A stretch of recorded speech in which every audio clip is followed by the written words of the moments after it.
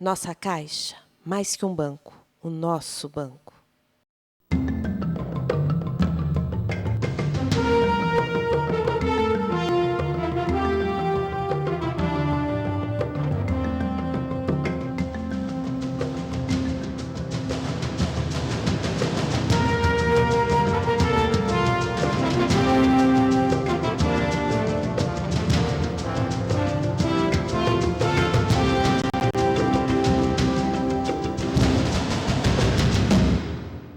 Contraponto hoje recebe uma mulher notável, a presidenta do Tribunal Regional Federal da Terceira Região, doutora Marli Ferreira. Vamos lá.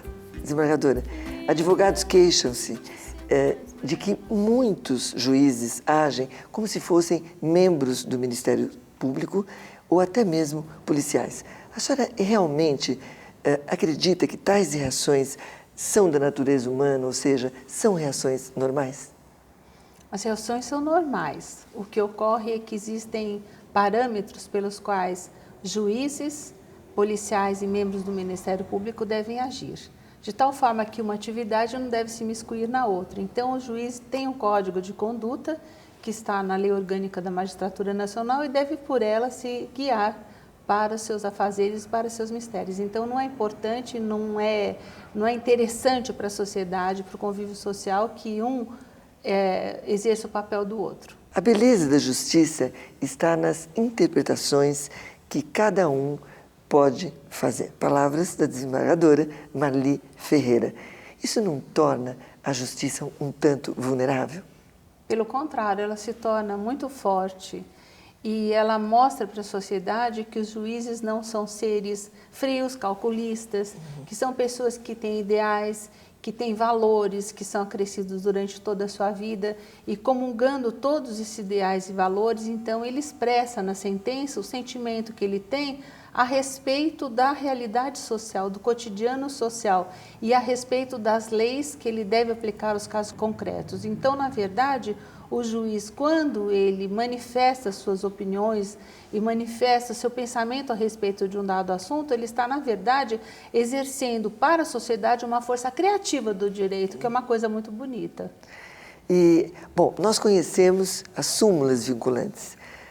O que seriam as chamadas posturas vinculantes? Bom, as posturas vinculantes foi um termo cunhado aleatoriamente para poder diferenciar aquelas linhas interpretativas do Supremo Tribunal Federal e do Superior Tribunal de Justiça em relação à magistratura em geral, que faz com que, dados casos que tenham a mesma matéria discutida, sejam decididos de forma soberana, da forma como foi reiteradamente julgado por esses órgãos.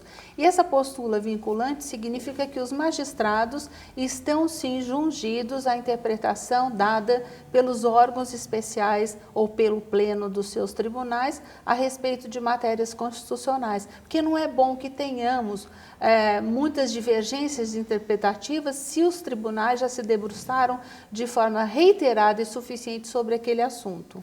Desembargador, o projeto que criou 230 varas federais foi agora recentemente aprovado. Qual será o critério, ou quais serão os critérios, né, das regiões para a distribuição dessas varas?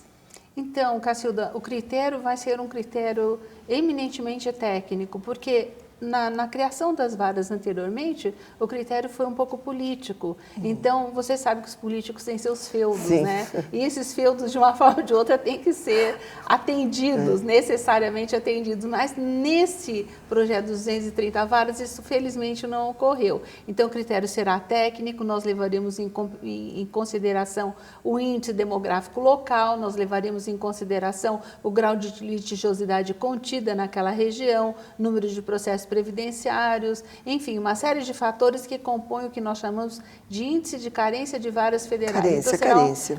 De carência mesmo. Será um critério técnico, mas as varas só serão instaladas paulatinamente a partir de 2010. São Paulo foi fracamente contemplado nessa divisão. É mesmo? É verdade. Mas e por que só a partir de 2010? Porque existe um projeto que faz com que nós não possamos de imediato instalar as varas que forem designadas para cada região região, então ficou destacado no projeto que 46 varas para o país todo serão instaladas em 2010 e assim por diante até 2013. Desembargador, agora cá entre nós, são poucas, né? Mesmo assim, não são poucas? São muito poucas e São Paulo, o maior estado da federação, o estado que tem a maior litigiosidade na federação, Sim. o estado mais rico da federação. Sim.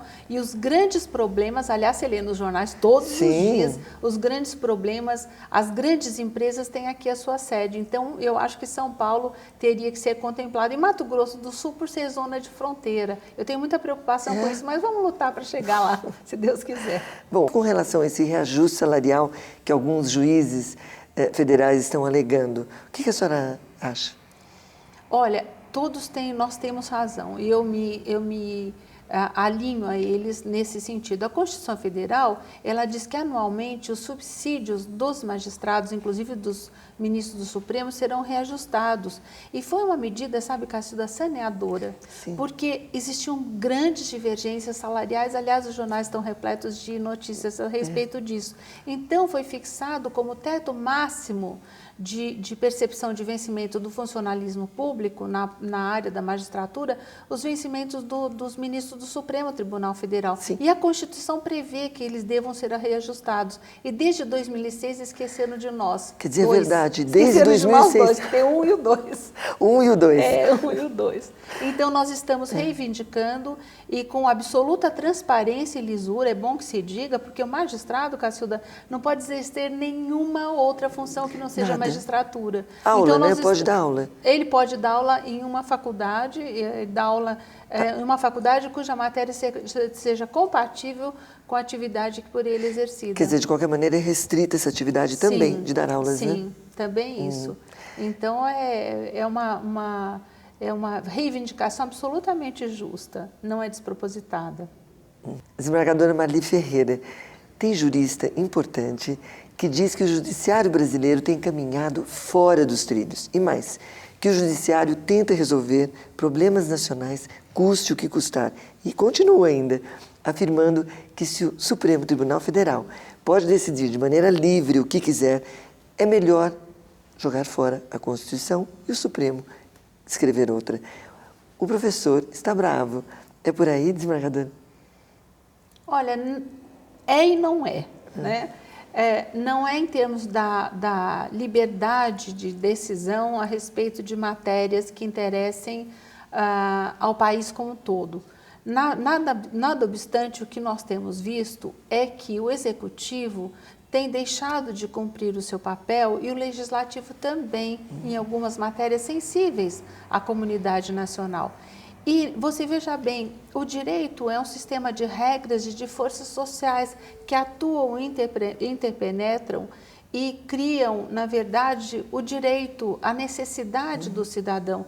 E se você não tem um órgão que cumpra com o seu dever, o vácuo de poder é extremamente perigoso. O vácuo de poder ele é ocupado por outras searas que não aquelas cuja competência é outorgada. Então, se você tem, por exemplo, algumas determinações constitucionais no sentido de ser dado algum atendimento a matérias que estão na Constituição e essa legislação não vem a lume, existe um mandado de injunção que faz com que o Supremo Tribunal Federal tenha a obrigação de regulamentar aquela matéria. Então, e os juízes de primeiro grau e os juízes de segundo grau, em muitas questões de interesse nacional, têm usado a sua caneta dentro do sistema constitucional brasileiro, dentro do sistema legislativo aí posto, para regulamentar algumas situações jurídicas que ferem, inclusive, o interesse nacional ou o direito das partes. Esse é o nosso papel. Se isso incomoda, é o sistema jurídico que temos. Mas, na verdade, os juízes têm usado com muito cuidado e muita seriedade essa sua caneta. Desembargadora, mudando um pouco de assunto, é verdade que o Tribunal Regional Federal da Terceira Região tem um coral? É verdade, um coral lindo, 40 vozes. E é tão bonito de ouvir, eles são super afinados e foi crescendo, eu espero que cresça muito, porque a música, ela alimenta a nossa alma, né? Eu cresci num ambiente onde se ouvia muita música. Eu gosto muito de música, eu fico feliz com isso. Mas quem faz parte desse coral? São os funcionários todos e um funcionário meu do cerimonial, que é o regente. Então é muito gostoso que as pessoas estão chegando, sabe? Uma coisa assim, chegando e agregando. É um lindo coral. E há quanto tempo ele existe? Olha, ele começou, na verdade, de forma mais incipiente em 2003, depois cessou e agora ele foi reestruturado na minha administração. Mulheres, homens. Todo mundo, até os garçons estão participando, os terceirizados. É gostoso, não é? Que maravilha. É muito bom. E esse coral se apresenta em algumas festividades? Como é que é? Ele se apresenta em todos os eventos do tribunal. Eu até peço, sabe, Cacilda? É só no tribunal? No tribunal, até que cresça mais. Quando crescer mais, então, vamos ver. Maravilha, parabéns, viu, desembargadora? Muito gostoso mesmo, muito bom. Pois é, pensando em coral, em atividades de grupos, o que seriam os julgamentos em bloco? É mais ou menos como a medicina por convênios? Não tem nada a ver com isso, não. O julgamento em bloco significa que aquela mesma matéria que está sendo discutida num processo é discutida da mesma forma nos outros processos. O que em direito a gente chama de matéria de fundo, ou seja, exatamente a mesma questão jurídica que é objeto de indagação num processo é em vários outros processos. Isso acontece muito em matéria previdenciária na Justiça Federal. É para simplificar. O plano cruzado, por exemplo, o plano cruzado foi julgado em bloco. São matérias que são absolutamente idênticas. São idênticas. As partes que procuram a justiça e mudam os valores. Só, e agiliza também, desembargadora? Agiliza muito. Então tá você bem. julga um e dá para julgar dos outros. Tá muito bem. Nós vamos interromper um pouquinho, daqui a pouco nós voltamos. Você não saia daí, que estaremos de volta com a desembargadora presidenta do Tribunal Regional Federal da Terceira Região, doutora Marli Ferreira. Até já.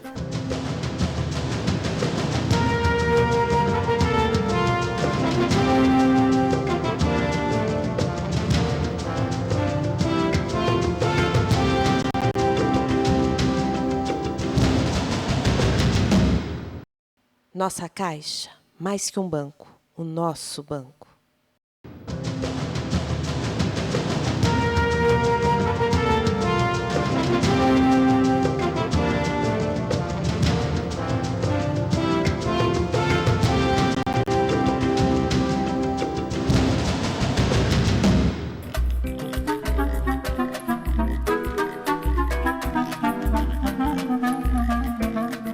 Desembargadora, conte agora para nós desse sucesso que tem sido o projeto Expedição de Cidadania. A Expedição de Cidadania, na verdade, é uma forma de nós chamarmos à responsabilidade social os magistrados e os cidadãos deste país. Todos temos compromisso com a redução da desigualdade, da marginalização, da pobreza. Então, o Tribunal Regional Federal, juntamente com a Associação dos Juízes Federais do Brasil, se deslocou a Mato Grosso do Sul, que faz parte da jurisdição do nosso tribunal. E nós estivemos lá nas barrancas do Rio Paraguai para atender aquela população que está abaixo da linha da pobreza, são indígenas, são brasileiros que não têm nem o que comer. Então, nós estivemos lá para levar documentos de identidade, para a certidão de nascimento tardia, levando o juizado especial. Agora, começou em março e estamos continuando.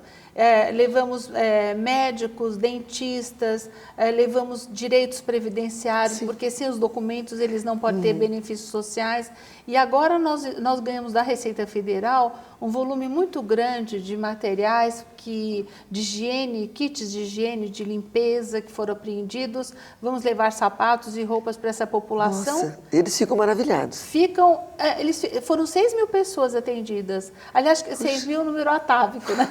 6 mil pessoas atendidas pelos juízes federais que tiveram uma sensibilidade muito grande para o problema daquela região. E isso mexeu até com o próprio Tribunal de Justiça local que resolveu dar continuidade ao projeto em outras áreas.